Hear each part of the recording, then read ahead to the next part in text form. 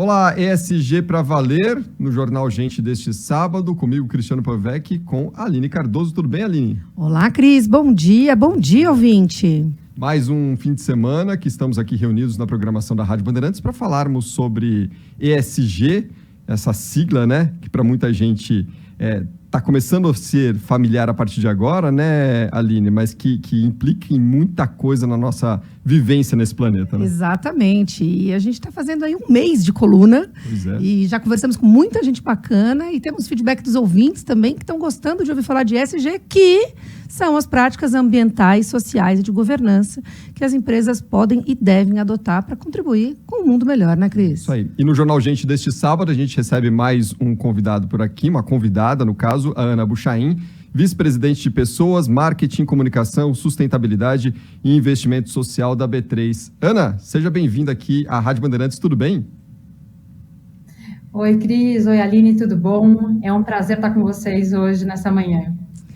O prazer é nosso, Ana, ainda mais sendo você uma mulher, né? A gente já começa aí o ESG da B3, né? Uma mulher vice-presidente à frente de temas tão importantes. E obrigada por aceitar conversar com a gente nesse sábado no ESG para valer. É uma alegria, Aline. Ana, vamos lá então, vamos conversar aqui um pouquinho sobre ESG. A gente teve, aliás, acho que o nosso primeiro entrevistado, né, era o Carlos do Pacto Global da ONU, e a gente falou sobre o começo, né, do Pacto e do ESG, inclusive para o ouvinte que não estava com a gente aquele sábado, a gente soube, né, que o ESG surgiu por provocação do secretário-geral da ONU, justamente ao mercado financeiro, querendo trazer as empresas do mercado de capitais para esses temas de desenvolvimento sustentável. Então, eu acho que a B3 tem tudo a ver com ESG, não é, Ana? Sem dúvida. Quando a gente fala, né, lá atrás, quando o Kofi Annan chamou o setor financeiro, qual foi a proposta que ele trouxe ali para a mesa? Que todo o setor começasse a avaliar as companhias, as empresas, não só pela performance financeira de um trimestre ou de um ano, ou até do longo prazo, mas também que avaliasse as empresas pelo impacto que ela traz à sociedade, ou seja, a comunidade que ela está instalada, ao meio ambiente, a forma como ela trata seus funcionários, como ela trata os dados dos seus clientes, das informações, e como ela, de fato, faz a gestão daquela companhia, a relação que ela tem com seus acionistas. E por que isso? Porque isso faz muita diferença na forma que esse negócio se apresenta. Se eu, por exemplo, sou uma empresa que cuido bem dos meus funcionários, faço uma remuneração justa, eu observo qual é o impacto que eu tenho no ambiente que eu estou, a tendência é que eu seja uma empresa que olha muito mais para os riscos, para as oportunidades e para o ambiente que está envolvido. Então, a gestão desta companhia tende a ser melhor.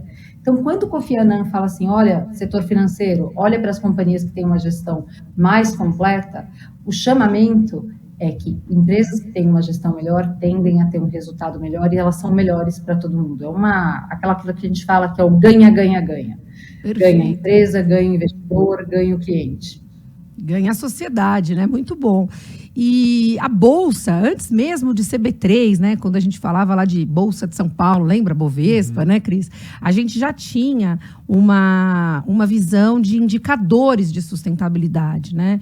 E pelo que eu até dei uma conferida aqui, parece que são acho que uns 10 indicadores, né? Você pode explicar para a gente, Ana, por favor, como é que funciona essa lógica dos indicadores e como que é para a empresa que está listada na Bolsa, mas também para o investidor acompanhar esses indicadores e a performance das empresas?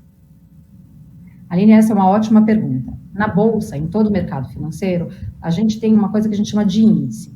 Ele mede a performance financeira de algumas empresas que estão agrupadas dentro de alguma decisão que a gente agrupou, por exemplo. Então, o índice que a gente mais conhece, que a gente fala todos os dias nos jornais e nas rádios, qual que é? É o Ibovespa B3. E ele mostra quão bem está indo o mercado. Agora, se você fizer um recorte diferente das empresas por uma tese de sustentabilidade, aí você vai ter os índices de sustentabilidade. Na Bolsa hoje a gente tem cerca de 30 índices no total, sendo que 10 deles são índices vinculados ao ASG, sendo o mais conhecido deles o ISE B3. E o que o ISE faz? O ISE ele avalia como uma companhia performa em termos ambientais, sociais e de governança. E a partir daí a gente mede a performance financeira deste agrupamento de companhia. Por que esse índice é tão importante? Porque eu consigo comparar se uma empresa que tem boas práticas ESG performa melhor financeiramente no tempo do que aquelas que não têm uma preocupação com as práticas ESG. Por isso que é tão importante para uma companhia aplicar, testar, ver se ela passa nesse índice e, se ela passar, mostrar a sua performance financeira no curto, no médio e no longo prazo. E o que é mais bacana, Aline e Cris, é que a gente percebe que as companhias que têm boas práticas ESG, em períodos de crise, elas têm menos oscilação no seu valor e na sua performance financeira e elas tendem a ir muito melhor em termos de resultado no longo prazo. E por que isso? Porque, de novo, elas têm uma gestão que é muito mais completa. Quando a gente fala da governança, a gente está falando da gestão dentro da companhia. Então, é uma companhia que está mais preocupada nos movimentos futuros e ela já sabe como colocar os produtos, que impacto que ele tem, de novo, na sociedade. Então, essa companhia tem que ser mais resiliente, mais forte, como a gente chama. Você antecipou um pouco a resposta da minha próxima pergunta. Justamente, eu queria entender se a gente pode dizer, do ponto de vista do mercado de capitais, que esse tema já está maduro, ou seja, já está surtindo o efeito, né? Já está a provocação do secretário-geral da ONU, já está, de alguma maneira, gerando resultado, ou seja, tanto do ponto de vista dessa empresa listada na Bolsa, né, que você mesmo está falando, ela acaba sendo mais resiliente, porque ela está mais preparada. Mas os investidores, né, sejam eles os grandes investidores, os investidores de varejo, menores, eles já estão olhando para esses índices, eles já têm essa preocupação de buscar essas empresas? E se a resposta for não, tudo bem, né, porque a gente está aqui para entender essa jornada ESG e essa transformação da sociedade. Mas eu queria muito que você me esclarecesse isso. Já está maduro esse processo entre o investidor e a empresa? E ainda não. Eu acho que esse é um movimento crescente ao longo dos anos. Então, o chamamento do Kofi Annan já tem muitos anos, ele falava muito de uma agenda que a gente chama de Agenda 2030, que é para o ano de 2030, mas que, na verdade, ela passa por um crescimento, não dá para falar que é exponencial, mas é um crescimento ao longo do tempo. E, em medida que as companhias vão ganhando maturidade, isso vem chamando a atenção dos investidores e os investidores investigam, de fato, essa correlação entre práticas ESG e performance ao longo do tempo. Então, ainda é um movimento crescente, isso não é a prática comum de todas as companhias, mas há investidores que deliberadamente fazem seus investimentos apenas em companhias que têm boas práticas ESG. E esses índices que a gente falou anteriormente, eles nos ajudam a separar o joio do trigo. Porque se você passa dentro de um crivo, né, de uma barra alta, de um índice como esse, é que você comprovadamente tem uma boa prática. É óbvio que o índice não é um selo, não é uma garantia de que todas as práticas são as mais altas possíveis, mas que a empresa está dentro de uma jornada, de um caminho. E aí o investidor tem duas maneiras de fazer um investimento nessas práticas ESG ou nas empresas que têm boas práticas ESG. Ele pode investir num ETF, que é um fundo vinculado a um índice, e aí ele coloca o seu dinheiro nessas empresas que têm boas práticas ESG, ou ele pode comprar uma ação direto dessa empresa e acompanhar a performance ao longo do tempo. Então, a gente vê cada vez mais investidores, tanto os institucionais, que são as grandes casas de investimento, quanto os investidores individuais tomando uma decisão de alocação com base nos fatores ESG. Mas eu acho que isso a gente ainda vai ver um movimento muito mais forte daqui para frente. Nós estamos recebendo aqui na Rádio Bandeirantes, no Jornal Gente desse sábado, dentro do ESG para Valer, a Ana Buchaim, ela que é vice-presidente da B3, conversando conosco nesta manhã. Ana, recentemente a gente tem observado algum movimento por empresas que têm deixado de lado, abandonado, né, o conceito ESG na operação. Isso é algum tipo de sinalização? Indica que, eventualmente, o conceito pode estar perdendo alguma força? O ESG tende a passar ou não? O que vocês acompanham aí na B3 é um cenário completamente diferente, há um fortalecimento do ESG, hein? Cristiano, essa é uma pergunta muito pertinente. Eu acho que antes da gente responder aqui no Brasil, acho que vale a pena a gente fazer um olhar global. Você tem movimentos muito diferentes nas partes do globo e que valem a pena ser mencionado. Enquanto na Europa você tem uma pressão maior dos investidores por um avanço na agenda verde, nos Estados Unidos você começou com uma discussão política e uma discussão muito polarizada que traz essa percepção do que eles chamam de backlash, ou de retrocesso da agenda ela tem muito menos a ver com a gestão sustentável de uma companhia e muito mais com um posicionamento político de esquerda e direita, ou uma associação talvez equivocada de que companhias que têm uma preocupação mais completa, né, com os fatores ESG, são mais de esquerda contra uma agenda liberal de direita nos Estados Unidos. E a verdade é que a companhia pode ter uma visão muito capitalista e ainda assim ter uma preocupação com as externalidades e operar muito bem. Então, embora isso seja uma discussão que exista nos Estados Unidos, não contaminou no Brasil. A agenda de sustentabilidade, ela continua muito forte. Talvez a gente troque o termo ESG por sustentabilidade novamente, mas nada tira o valor de uma boa prática de governança, uma boa prática de gestão social e de uma boa prática ambiental. Isso vai fazer toda a diferença nas companhias, na forma como elas captam recursos no futuro. Aquelas companhias que não tiverem uma boa forma de tratar, por exemplo, seus acionistas, vão ter mais dificuldade de captar recurso. Uma boa companhia, ou uma companhia que não trata bem os seus clientes, ou o ambiente que está inserido, não sabe gerir, por exemplo, seus resíduos, vai ter mais dificuldade de conseguir consumidor. Então, essa agenda é uma agenda que veio para ficar, ela é inequívoca e ela só vai acelerar no tempo. Ana, estou muito feliz de ver sua resposta e eu vou te contar aqui para o ouvinte que não acompanhou o dia do lançamento da coluna ESG para Valer. Eu vou falar porque eu sou aqui entrevistadora, né? Mas no dia do lançamento eu fui entrevistada e me trouxeram essa pergunta sem combinar comigo. Mas eu respondi algo parecido com você. E eu acho que o nome da nossa coluna, né, traz o para valer.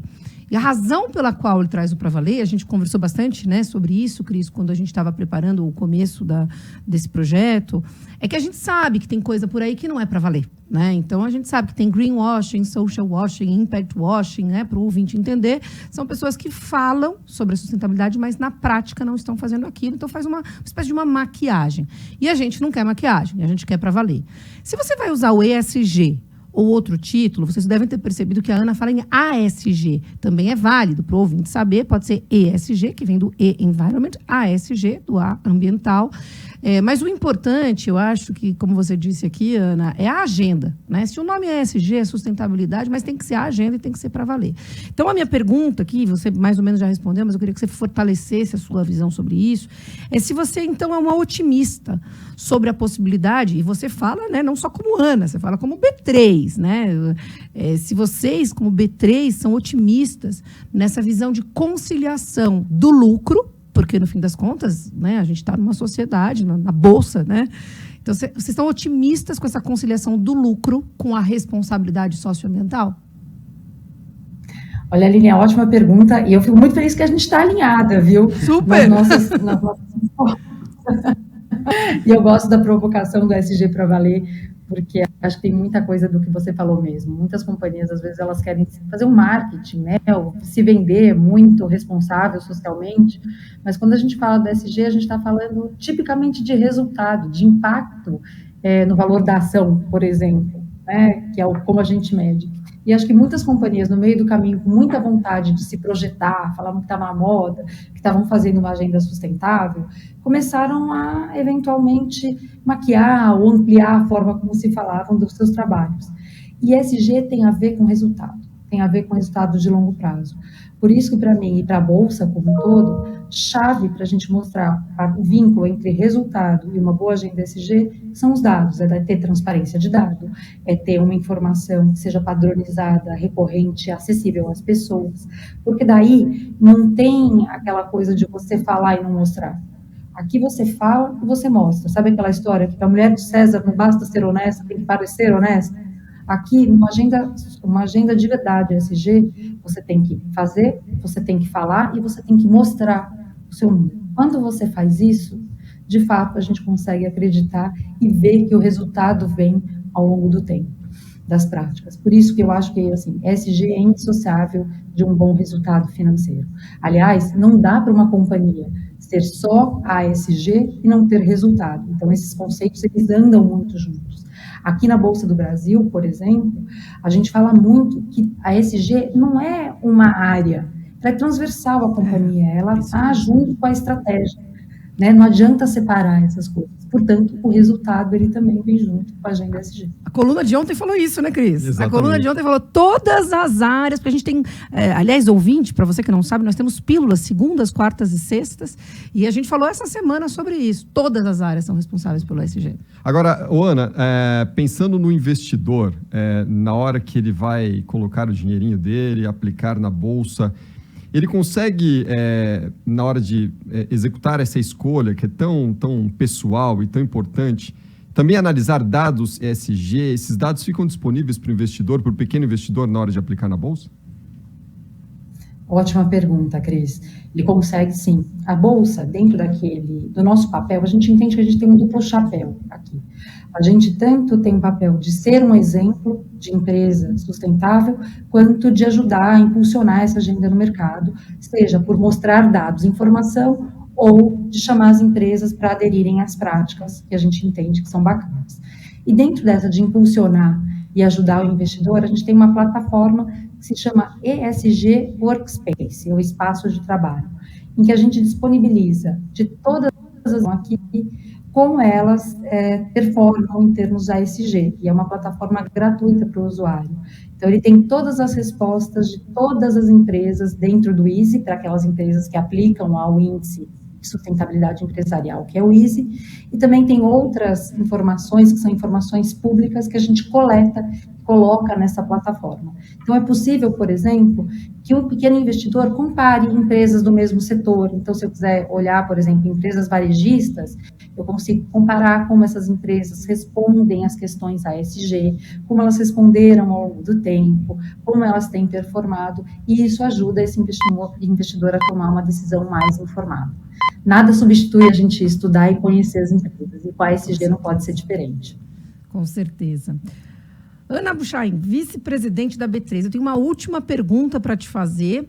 Nós temos aqui, dentre os nossos ouvintes, pessoas físicas, e o Cris fez até uma pergunta aqui, né, para quem, o pequeno investidor que quiser, né, pode entrar lá na Bolsa. E agora eu tenho uma pergunta para te fazer. Aliás, eu quero pedir um conselho, né, que vale para os ouvintes, vale até para nós aqui, assim, se a gente, né, monta um pequeno negócio, né, esse ouvinte que tem um pequeno negócio, que não está listado na Bolsa, né, mas eu entendo que para o setor empresarial, todo o ecossistema importa, né? Não adianta a empresa que está listada na Bolsa ter lá o seu capital na Bolsa e responder às práticas de ESG, mas os stakeholders, os fornecedores, as empresas menores não estarem cumprindo essas práticas. Então, eu entendo que mesmo aquela empresa que não está listada na Bolsa, o pequeno empreendedor que está nos ouvindo aqui na Rádio Bandeirantes, ele também, né, poderia começar a aderir aos princípios do ESG, mesmo antes de virar uma grande empresa listada na Bolsa. Então, a pergunta que eu te faço é assim, que conselho você dá para o pequeno, para o médio empresário, mesmo que não esteja na Bolsa, na jornada ESG deles? Como você acha que a gente pode ter uma sociedade inteira ESG, né? Não só as empresas que estão listadas na Bolsa? Nossa, eu adoro a tua pergunta e a tua provocação, porque eu acho que todos nós podemos ter práticas ASG, seja como indivíduo, seja como empresa PM ou G, né? Dá para a gente fazer isso sempre. E por onde a gente gosta de começar? Sempre pela governança. E governança parece uma palavra muito refinada, muito chique, mas ela é gestão, a forma como a gente faz gestão. Então, ela começa, por exemplo, com uma organização societária adequada. Se você tem um pequeno negócio e você tem um sócio, isso está escrito, isso está fundamentado. A outra coisa, você paga seus tributos de uma forma correta, está certinho, você está trabalhando de uma forma legal, isso é ser ASG. Uma segunda parte, para a gente olhar o social, é quem trabalha na tua empresa. Que condições de trabalho você dá para essas pessoas? Como elas chegam? O salário que você está pagando é digno? As horas de trabalho é bom? Você tem tratado os dados dos seus clientes de forma correta? E, por fim, olhando o aspecto ambiental, mesmo aquela companhia que não tenha nada a ver, ou não tenha um impacto ambiental direto, ela sempre pode consumir menos energia, consumir menos água, e isso já é um passo a um trabalho ambiental e ASG melhor. Talvez o pulo do gato aqui seja sempre da gente começar por aquilo que a gente faz de impacto negativo, e a gente arruma o negativo, e depois a gente vai criando um impacto positivo. Então, por exemplo, se eu não estiver pagando adequadamente meus funcionários, eu faço esse ajuste. mesmo que eu tenha que ter menos funcionários e eu tenha que trabalhar mais. Esta é uma forma de fazer. Se eu consumo muita água, eu reduzo o consumo. E aí a próxima é como a gente começa a impactar positivamente o ambiente que a gente está. E a gente sempre vai fazer naquilo que tem a ver com o nosso negócio. Então, se eu sou um negócio de saúde, eu tento fazer um impacto positivo na sociedade, na área de saúde, e por aí vai indo. É o que a gente chama de materialidade. Tem que ter a ver com o central, com a atividade central daquela empresa. Se a gente faz um pouquinho de tudo isso, a gente já está numa jornada melhor para que toda a sociedade seja uma sociedade ASG, até chegar um momento que a gente não precise mais chamar isso de sustentável ASG, porque todo mundo vai fazer isso. Ana Buchaim, vice-presidente de Pessoas, Marketing, Comunicação, Sustentabilidade e Investimento Social da B3, conversou conosco no ESG para Valer, dentro do Jornal Gente esse sábado. Ana, foi um grande prazer, foi uma delícia o papo aqui contigo nesta manhã. Muito obrigado pela atenção conosco aqui na Rádio Bandeirantes e volte sempre. Ana, muito obrigada. Eu adorei essa conversa. A gente podia ficar mais 1h30 aqui falando, né? Que esse papo tá muito bom. Não falta. Obrigada, parabéns pelo seu trabalho, parabéns à B3 e volte sempre aqui no ESG para Valer com a gente. Cristiano, Aline, foi um prazer. Contem comigo quando vocês quiserem conversar, debater, trocar ideia. Vai ser um prazer. Muito obrigada e parabéns pelo belo trabalho. Obrigada. Valeu, Aline. Até semana que vem. Tchau, Cris. Boa semana. Lembrando que ESG para Valer em pílulas, como a Aline Cardoso destacou há pouco, todas as segundas, quartas e sextas, no Pulo do Gato e também no Bandeirantes. Acontece sábado que vem. A gente está de volta aqui no Jornal Gente. Até lá.